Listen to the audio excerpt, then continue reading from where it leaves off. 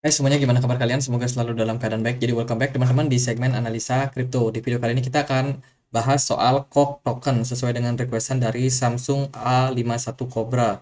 Dan teman-teman yang lain yang saya nggak mungkin sebutkan semuanya, udah banyak juga yang request soal COC.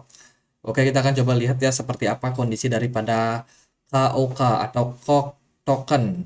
Hari ini diperdagangkan di kisaran 2.254 rupiah. Mengejutkan ya, turunnya sampai hampir 10% teman-teman. Dia berada di peringkat 1259. Kalau kita perhatikan dari maksimum supply itu masih strip, masih belum ada. Sementara koin yang beredar itu sekitar 107 juta token, sangat-sangat banyak ya. Volumenya meningkat sekitar 48% dalam 24 jam terakhir. Kalau kita perhatikan, ini adalah sebuah token yang memang diciptakan oleh The Koch Foundation, merupakan sebuah perusahaan yang berfokus sama bisnis model mengintegrasikan dunia dengan konten industri serta blockchain. Misinya itu disebut Keystone Opportunity and Knowledge. Jadi intinya dia itu pengen menghubungkan dunia blockchain sama dunia real, teman-teman, dunia industri. Mungkin lebih sifatnya kayak corporation gitu ya. Kalau kita langsung main ke web papernya, di sini kita melihat bahwa background orang-orang yang berada di balik proyek ini, orang-orang yang sepertinya mengenal yang namanya teknologi ya. Seperti contohnya ini ada Director of Davisi Institute Colorado, namanya Thomas Frey. Ini ada Jill Kerrigan. Jadi mereka cukup berani untuk memberikan gambar wajah-wajah advisor daripada project ini. Jadi cukup confident. Kalau kita lihat sih dari tujuan diciptakannya Kok, Kok ini apa sih? Jadi ini merupakan platform yang fair, yang platform yang cukup adil lah, adil, terbuka, transparan, di mana orang-orang bisa menggunakan yang namanya decentralized blockchain teknologi di platform mereka. Kemudian tujuan mereka apa? Yaitu mengurangi yang namanya correlation monopoli, mengurangi monopoli perdagangan, kemudian meningkatkan yang namanya distribusi struktur distribusi mereka cenderung lebih decentralized lah istilahnya. Lalu tujuan mereka buat apa? Ya buat untuk memberikan platform yang cenderung aman, kemudian juga platform yang cenderung seimbang, teman-teman, yang adil. Kemudian ya itu sih, teman-teman. Jadi mereka membagikan yang namanya value dan juga visi mereka kepada para pengguna. Selain itu juga mereka menggaransi bahwa semuanya itu kreatif dan juga bebas, bebas dan kreatif. Ini ada tokenomic ya. Oh, nggak ada teman-teman. Jadi ada beberapa tujuan seperti konten konten provider. Ini mungkin berhubungan sama ya masalah konten creation ya teman-teman. Jadi mungkin project ini tuh menggunakan atau bisa dipakai bagi para orang yang mengkonsumsi konten ataupun yang membuat konten di platform mereka. Kemudian juga menawarkan service provider. Ini agak gini ya. Eh, oke. Kemudian juga mereka punya NFT, Kok NFT, teman-teman. Terus juga ada social governance. Ya, ini konten-kontennya ya yang mereka maksud. Jadi para konten creator atau konten consumer itu mungkin bisa menikmati dari apa yang mereka kerjakan. Di sini ada tokenomiknya. Paling banyak itu dibagikan secara reward. Oh, pantesan. Reward marketingnya sampai 30%. Ini BP reward juga 30%, berarti total udah 60%.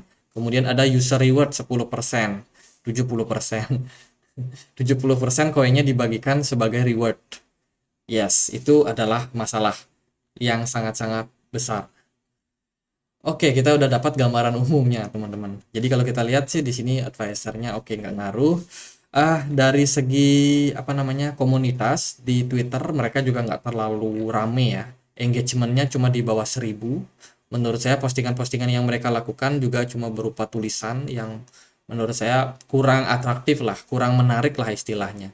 Dan cuma bicarakan soal reward. Teman-teman, di channel ini kita selalu wanti-wanti buat teman-teman hati-hati sama memilih koin, terutama koin-koin yang menawarkan reward, entah itu dalam bentuk airdrop, gameplay to earn. Hati-hatilah pokoknya. Kenapa? Karena kebanyakan orang yang udah dapat airdrop itu rata-rata pada jualan, teman-teman. Itu sangat-sangat kita sayangkan. Makanya ya itu, kalau Cocoin turun kenapa? Karena ya reward, teman-teman. Masalahnya itu. Kalau kita perhatikan sih dari harga dia udah nyungsep cukup dalam dari sebelumnya harganya di kisaran 94.000 rupiah. Ini kita pakai rupiah ya, teman-teman. Kita pakai IDR, dari 94.000 kemarin itu sekarang udah sampai 262 rupiah. Itu penurunan yang sangat ekstrim.